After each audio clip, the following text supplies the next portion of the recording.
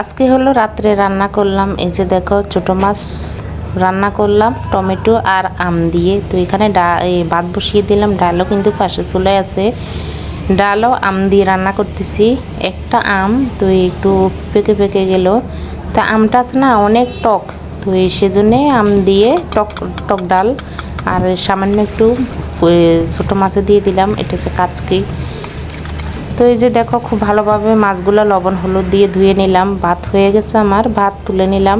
তো এদিকে ডালও ফুটে গেছে, ডালে শুধু লবণ হলুদ কাঁচা লঙ্কা দিলাম, দিয়ে আর একটু জল লাগবে। মুসুরির ডাল বেশি ঘন কিন্তু খেতে একদমই ভালো লাগে না। ভাত হয়ে গেছে, ভাত একটু মার মানে টানাবো সেজন্য একটু বসিয়ে দিলাম। তো এই যে দেখো পাশে চুলায় ডালটা নিয়ে গেলাম, একটু জল দিয়ে আম দিয়ে আমগুলো একটু হালকা সিদ্ধ হোক, তারপরে ফোড়নটা দিব। তো এই কড়াইয়ের ভিতরেই ফোড়নটা দিতেছি, দিয়ে দিলাম এখানে হালকা একটু কালো জিরা আর পেঁয়াজ। তো একটু লাল লাল করে ভেজে নেব, ভেজে তো ডালের ভিতরে দিয়ে দিতেছি।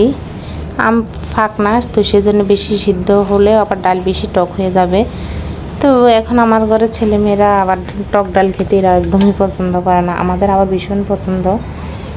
তো সেজন্য বেশি সিদ্ধ করিনি, তাহলে ডালটা একটু টক টক হয়ে যাবে। তো কাচকি মাছগুলো লবণ একটু হলুদ মরিচ দিয়ে মেখে নিতেছি, মেখে নিয়ে হালকা একটু ভেজে নেব। কড়াইতে সরিষার তেল দিয়ে মাছগুলো হালকা একটু ভেজে নিতেছি। যেহেতু টমেটো দিয়ে রান্না করব, বেশি ভাজবো না, হালকা একটু ভেজে তারপরে তুলে নেব। মাছগুলো আমার ভাজা হয়ে গেছে, তুলে নেব। দুইবারে আমি মাছগুলো ভেজে নিলাম। তো এখন আবারও কড়াইতে সরিষার তেল দিয়ে দিলাম, পেঁয়াজ দিয়ে দিলাম, কাঁচা লঙ্কা পেঁয়াজ দিয়ে একটু পেঁয়াজগুলো একটু সিদ্ধ হওয়া পর্যন্ত ভেজে নেব। তো এই যে দেখো একটা পেঁয়াজের সঙ্গে ওই যে মাছ ভাজা ছিল, তো সেটা তুলে আবার রেখে দিলাম, তা না হলে একদম ভেঙে যাবে আর কাটা কাটা লাগবে মাছের তরকারি।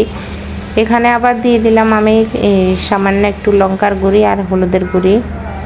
তো এখানে জিরা বাটা দিয়ে দিতেছি। তো গুঁড়া মাছে একটু জিরা বাটা দিলে একটু ভালো হয়। তো এই যে টমেটো ছোটো ছোটো করে টমেটো কেটে নিলাম, টমেটো দিয়ে দিলাম। তো একটা বলক আসছে, মাছগুলো দিয়ে দিলাম। তো এই যে মাছটা হয়ে গেছে, এখন জাস্ট একটু উপরে দিয়ে আমি আম দিয়ে দিলাম। তো বন্ধুরা, আমার আজকের রেসিপি যদি ভালো লাগে লাইক কমেন্ট শেয়ার করবে। টাটা।